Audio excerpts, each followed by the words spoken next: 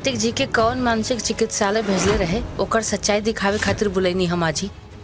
ई PAN drive में ओकर चेहरा दिखल हा, देखी। अरे काहे सब केहू के बेवकूफ बनाओ तारू? जब तू कुछ न कैलू हा तो डरत काहे बाड़ू?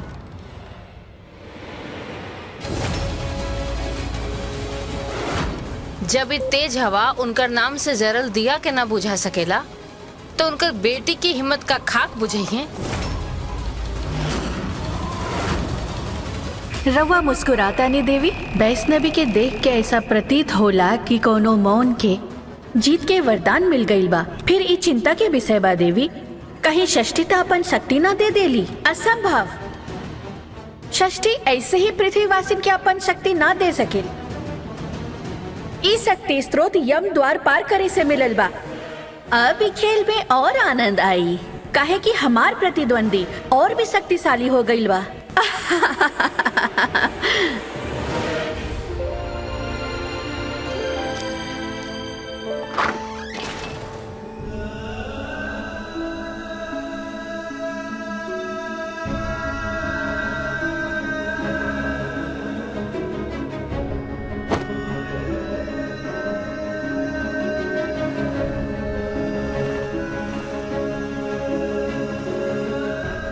आज खाली हमार मौसी पे ही ना, उनकर पूजा और भक्ति पे भी सवाल उठल बा।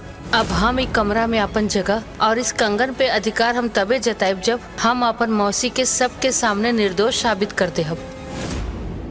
तू तो कहले रहलू कि मौसी के इंसाफ देवले के बाद ही कमरा में अबू। पहले मौसी के दिहल वचन निभावे के जरूरी रहे कार्तिक जी। बाकी आज पत्नी धर्म निभावे के जरूरी है। मौसी के माथा पर लागल कलंक मिटावे से पहले भले ही अपन दाम्पत्य जीवन शुरू ना करी, बाकी रउआ ऊपर कोनो खतरा मंडराए ना देहब। अब हम हमेशा रउर साथे रहब, रउआ पास। सबसे बड़ा खतरा तो तू ही बाड़ू।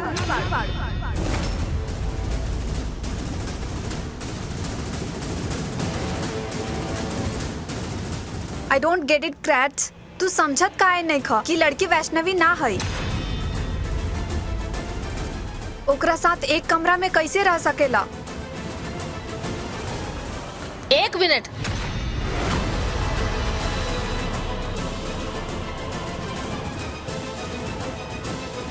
कोनो शादीशुदा जोड़ा के कमरा में बिना खटखटा के घुसल, वो भी तब जब शादी नया नया होखे, ये अच्छा बात ना हटी ना। इतना भी संस्कार ना बरतारा में प्राइवेसी नाम के कोनो चीज होखेला टीना। यू VWXYZ ये अल्फाबेट बाद में पढ़ लिया। अभी हमरा ट्रे दे दा, कार्तिक जी के दवा हम दे दे। एक्सक्यूज मी, क्रैट्स के दवाई देवे के जिम्मेदारी आंटी हमरा के देले बाड़ी। कोई बात ना, माँ जी से हम बात कर ले। वो भी समझिए हमार बात के कि कोनो पराई लड़की आधा रात के दवाई देवे के बहाने कोनो के कमरा में घुस जाए, ये ठीक ना बा।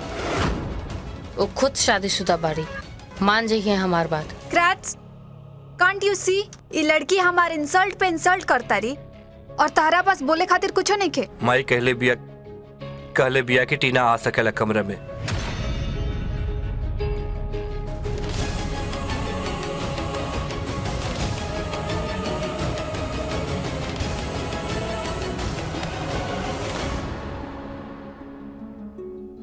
ठीक बा, आवे देहब, कमरा से बाहर चल जाए। बाकी रउआ हमार सर पे हाथ रख के कह दही कि हम वैष्णवी ना है, कोनो बुरा आत्मा है जे राउर बुरा चाहेले।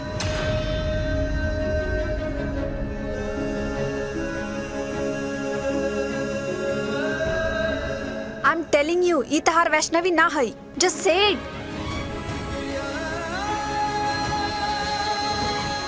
बोली कार्तिक जी।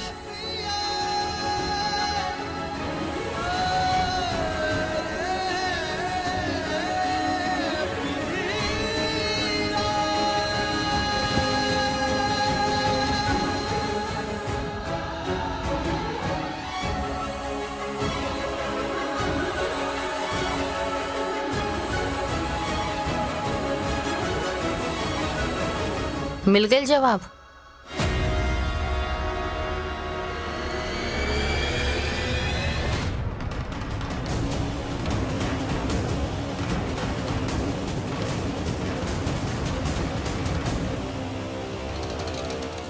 कमाल बात बटी ना, बुरा आत्मा भी बोलेलू और जोर भी अजमावेलू।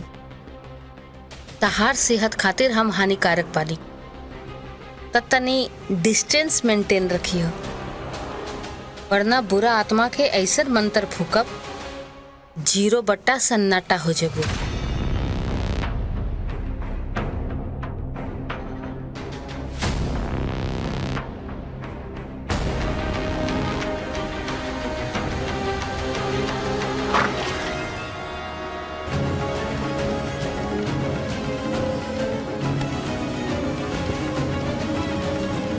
बुरा आत्मा भी बोलेलू और जोर भी अजमावेलू। ताहरा सेहत खातिर हम हानिकारक पानी, तनी डिस्टेंस मेंटेन रखिया, वरना बुरा आत्मा के ऐसा मंत्र फूकब 0 सन्नाटा हो जेबू।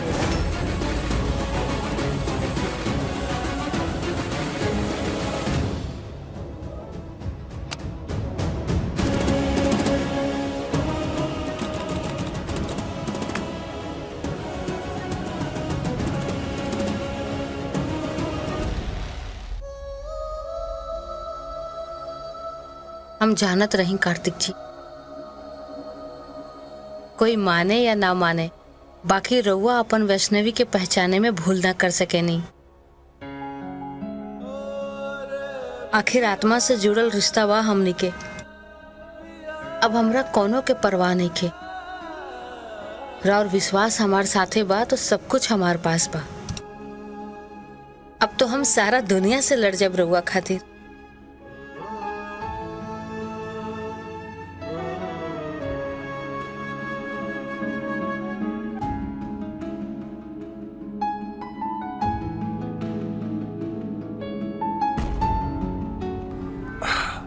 ये वाला मेडिसिन हम 4 गो लेहिला,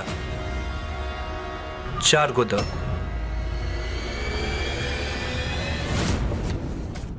अरे ई का भइल डॉक्टर साहब? इनकर दवा पे ध्यान के देत रहे, इनके ओवरडोज दियल जात रहे, तबे एग्रेशन इतना बढ़ल बा। ऐसन में तो इनकर हालत बहुत ज्यादा खराब हो जाई। इनका खातिर तो ये एगो गोली काफी बा। कब से 4 गोली खाता रही रहुआ? कब से? कुछ दिन पहले से। पहले तो माई 2 गो देते रहे, लेकिन अब 4 गो खाइला। जरूर ये ओवरडोज टीना शुरू कैली बिया। बाकिर काहे खातिर? और माँ जी भी काहे 2 गो गोली देवत रही, जबकि देवे के 1 गो चाहिए? का भइल वैष्णवी? शायद माँ पुराना पर्ची के हिसाब से 2 गो देवत रही। बाकी रिटीना 1 नंबर के घपलाबाजी बिया। हमरा कैसे हूँ करके कार्तिक जी के जिंदगी से करा के निकाल के फेंके के पड़े। हेलो, का भइल वैष्णवी? द 4 गो medicine. Come on Vaishnavi, 4 tablet खाइला, 4 द। ना कार्तिक जी, डॉक्टर के कहनाम बा कि रवा ठीक होता नहीं। एक खातिर रवा के अब से 1 गोली खाए के बा। डॉक्टर का ना? मतलब हम समझनी नहीं। हम ठीक होत बानी। हाँ कार्तिक जी, रवा ठीक होता नहीं, और अब रवा एकदम ठीक हो जाए। मतलब हम ठीक हो जाए। और सही कहत बड़ाऊ गाँव वाला, एकरा के कोनो मानसिक चिकित्सालय में भर्ती करा दो। मतलब वैष्णवी, हम सच में ठीक होत बानी। हाँ कार्तिक जी, रवा ठीक होता नहीं, और कसम छठी मैया के, हम रउआ के पूरा तरह से ठीक करके ही दम ले। अब बस भरोसा करी हमरा पे। डॉक्टर के कहनाम बा कि ज्यादा गोली खाए से नुकसान हो जाए। यही खातिर कुछ हो जाए, रउआ 1 गोली से ज्यादा ना खाए, ठीक बा?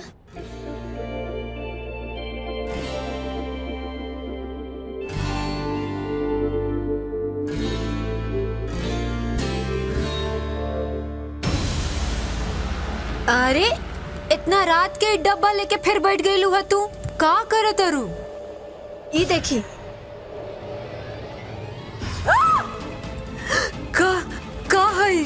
तो ताकि कोनो बुरा आत्मा जकड़ लेलस का? नो आंटी, हम तो बस रिसर्च करता नहीं हैं। अरे काहे? मतलब तू तो गई रहलू है ना कार्तिक के कमरा में, ओकरा के दवाई देवे, तो ये सब काहे करे तरू? काहे कि वो ओरिजिनल बुरी आत्मा क्रैच के रूम में कुंडली मार के बैठ गई बाड़ी। अरे बंटा धार, पता नहीं वो कार्तिक के सही से दवाई देले बाड़ी की नहीं। बहुत शातिर हो गई बाड़ी वो आंटी, यही से तो हम ये बुरी आत्मा पर रिसर्च करता नहीं, ताकि हमरा पता चल सके कि वो का कर सकती है, कैसे कर सकती। अरे तो जान के भी का कर सके तर तू? वो कौन सा सबके सामने अपन असली रूप दिखाए वाला बाड़ी? यही से तो ये सब करता नहीं नु आंटी, ताकि हम ओकर असली रूप सबके के सामने एक्सपोज कर सकी। अच्छा, अरे लेकिन छोड़ा ये सब, जाके देखा कार्तिक के सही से दवाई देले बिया कि नहीं, कार्तिक के कहीं फिर से दौरा ना पड़ जाए। हाँ हाँ हाँ, हम जाते नहीं।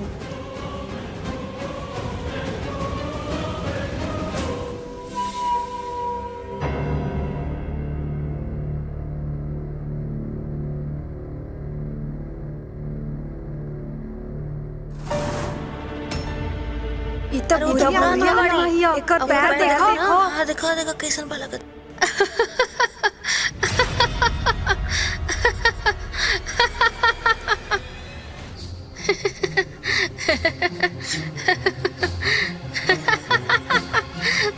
का भइल, अकेले का हाथ बाड़ू? वो बुरा आत्मा वाला बात याद आ गई कार्तिक जी। बचपन में इतना सारा किस्सा सुनले रही, बाकी हमरा कहाँ पता रहे कि हमरे एक दिन बुरा आत्मा बुलावल जाए। मतलब ये कार्तिक जी कि हम इजीली प्रूफ कर सके नहीं कि हम बुरा आत्मा ना है, काहे कि बुरा आत्मा के तो पैर उल्टा होखेला और हमार देखी बिल्कुल सीधा बा।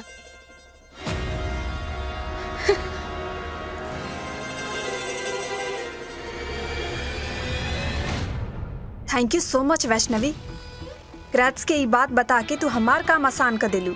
अगर तू अपन ब्लैक मैजिक से अपन सच्चाई छुपा सकतारू, तो हम अपन दिमाग के इस्तेमाल करके इस सच बाहर ले आ सकतानी।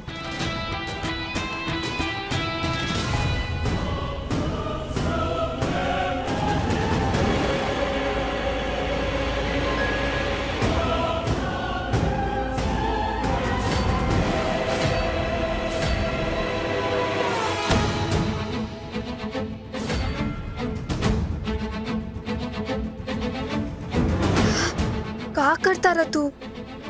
केहू देख ली तो मुसीबत आ जाए। यहाँ का चल आइला? हाँ तो देखे दा, कम से कम लोग के सच्चाई तो पता चली। घूरा मत, जल्दी कुछ कर, काहे कि हमार घर वाला तो शादी करवाते बा। का? और ही देरी भइल ना तो छुप छुप के मिलल का, हमने के एक दूसरे से कब्बो ना मिल पाए जा। ना, ऐसा कबो ना होई। हम मिलेम, हम जरूर मिलेम। टीना हमार हेल्प करता रही। हम बोलेम टीना के कि माँ से बात करिए हमने खातिर। हाँ, तू जा प्लीज यहाँ से। केहू देख लीनू तो आफत आ जाई। जा प्लीज।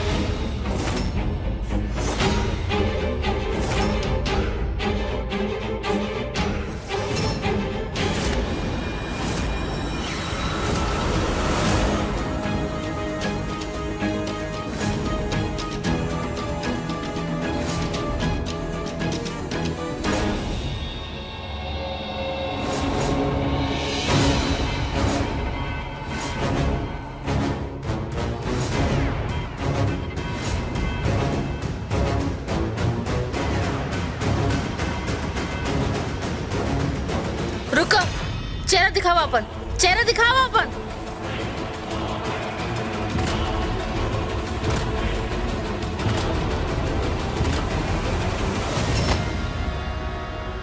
रुको, चेहरा दिखावा अपन।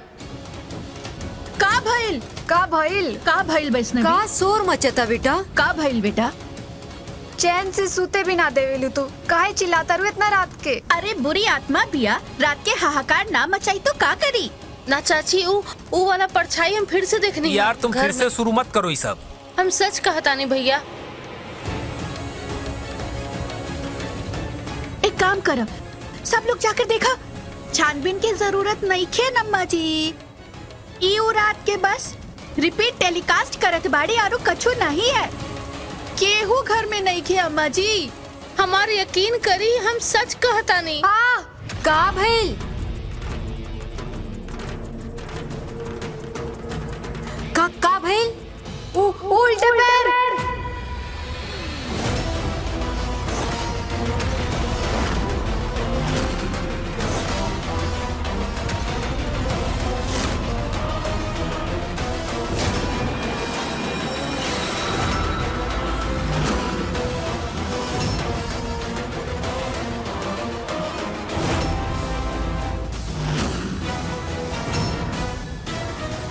हम इजीली प्रूफ कर सके नहीं कि हम बुरी आत्मा ना है, काहे कि बुरी आत्मा के तो पैर उल्टा होखेला और हमार देखी बिल्कुल सीधा बा।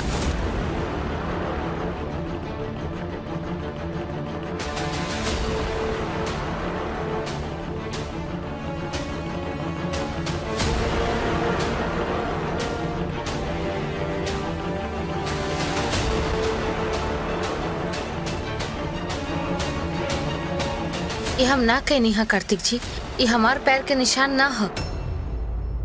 अच्छा, तो ये फिर तारा कमरा से काहे आयल? देख ले नीनू रहुआ सब, हम कब से रहुआ सबके समझावे के कोशिश करता नहीं, पर केहू हमरा पे यकीन करे के तैयार है नहीं खे। अब तो फुल कंफर्म हो गइल बा कि ई बुरी आत्मा बा। अरे हम तो कहता नहीं कि एकरा के एक कमरे में बंद कर दो। जब तक तांत्रिक माता जी अपना गुरुजी के नहीं लियावत तब तक हम सब के सेफ्टी खातिर। बिंगो, पहले ही करंट मार चुकल बाड़ी, अब कहीं अब हमार जान ना ले ले। बंद कर दो एकरा के। ई का बकवास करत बाड़ा लो, दिमाग खराब बा सबके। अम्मा तो का करी जब हर बात ये साबित करता कि ई बुरी आत्मा हता। परिवार के सेफ्टी खातिर कुछ तो करेगा पड़ी ना हमनी के।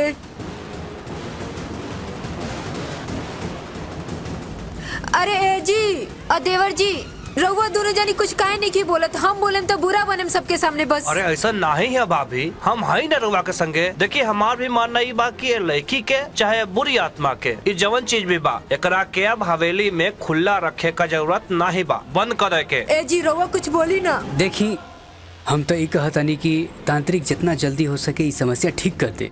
ठीक कर दी तो सब घर वाला लोग सुरक्षित हो जाये।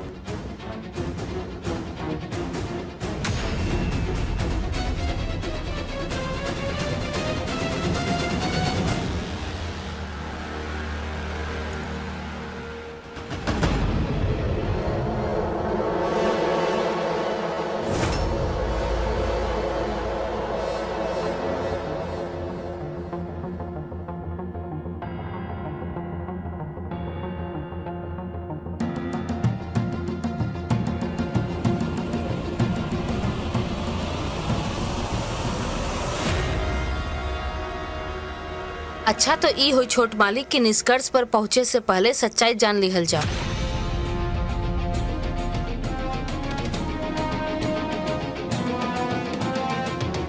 ये देखी दादी,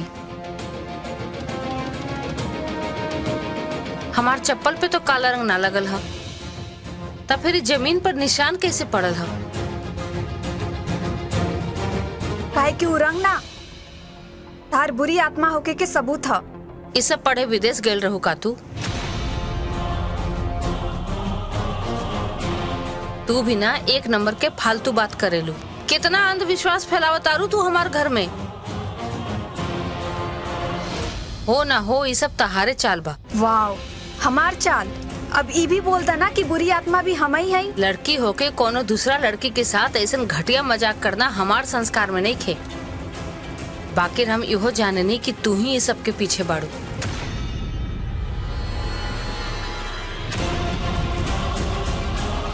क्रैप्स, देखला नो तू हमरा के गलत ठहराओ तारी।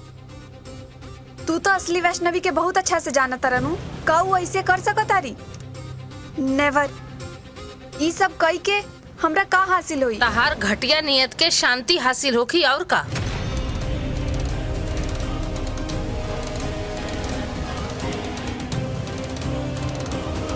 दादी, ये हमरा से दुश्मनी निकालती है। काहे कि हम एकरा हमार और कार्तिक जी के कमरा से बाहर निकाल देनी है। जब से घर में आयल बिया हमने दोनों के बीच में घुसल जाती है। ग्रेट, मुद्दा डाइवर्ट करे के तोरा से सीखे। चला हम झूठ बोलता नहीं, पर तहारू मौसी उनकर सच्चाई के तू कसम नु खालू।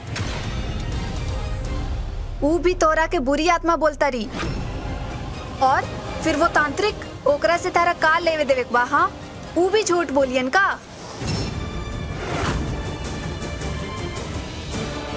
अरे कब तक इल्यूजन में रखबू तू सबके उके?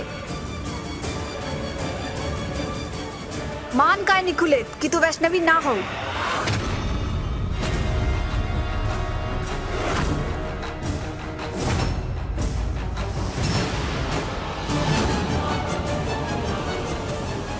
ल आ गई सच्चाई सबके सामने।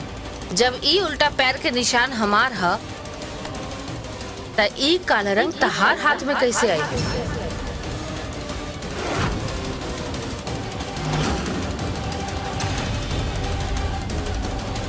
ए टीना, अब जवाब दे, का है ये सब?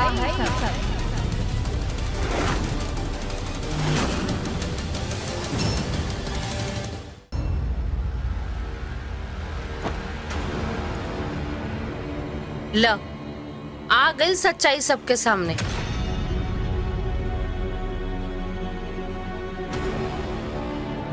जब ई उल्टा पैर के निशान हमार ह त ई काला रंग तहार हाथ में कैसे आई है?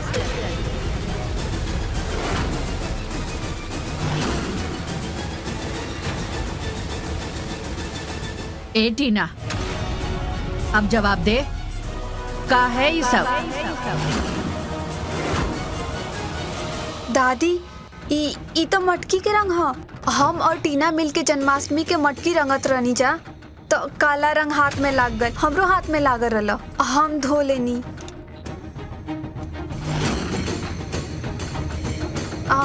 टीना, तू अपन हाथ काहे ना धो लू? ओ, काम खत्म कहाँ भई रहे? कुछ मटका बाकी रहे कि वैष्णवी हल्ला मचा देली?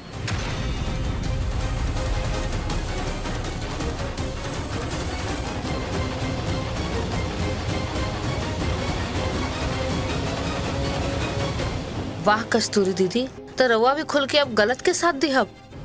रवा से उम्मीद ना रहे। हमरा लागल हा चाहे कुछो हो जाए, रवा हमार खुशी खातिर ना सही, कार्तिक जी के खुशी खातिर सच्चाई के साथ दिहब।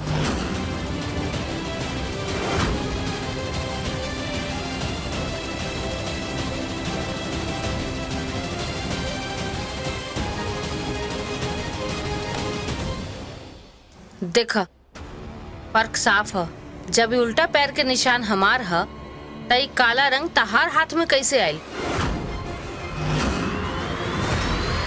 पहले केहू देखत ना रहे तो तू अपन असली पैर के साथ रहलू, और जब सब आ गए तो छुपा ले लू। लेकिन साबित ते नइखे भइल ना कि ऊ पैर के निशान वैष्णवी के बा। हमरा पर ना, तक कम से कम एकरा मौसी पर विश्वास करा। जब से वैष्णवी के बियाह भइल बा, यशोदा गलती पे गलती करत जातड़ी। जब तक वैष्णवी गलत साबित नइखे होत, हमहू देखत आनी कौन एकरा के कमरा में बंद करता, केकर हिम्मत बा।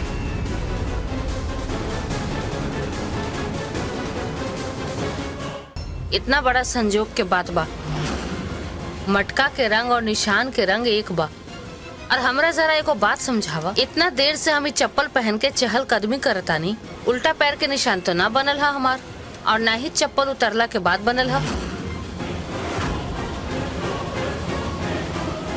अब रोवे निशान चेक कर ली दादी छुके, ये हमार पैर के निशान है या मटका पे लागल काला रंग? हाँ तो तू बुरी आत्मा हो।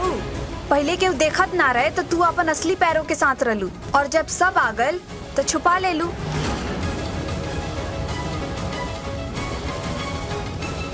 इतना पावर तो होखेला नु बुरी आत्मा में, राइट? लेकिन अभी साबित तो नइखे भइल ना कि ऊ पैर के निशान वैष्णवी के बा। और का सबूत चाहिए दादी? फॉर गॉड सेक, हमरा पर ना तो कम से कम एकरा मौसी पे तो विश्वास करा। काहे? ओकर मौसी इंसान बिया, और इंसान से गलती हो जाला। और वैसे भी जब से वैष्णवी के बियाह भइल बा, यशोदा गलती पे गलती करत जातड़ी। वो सब छोड़ा, जब तक वैष्णवी गलत साबित नहीं के होत हमू देखा तानी के एकरा के कमरा में बंद करता, के कर हिम्मत बा।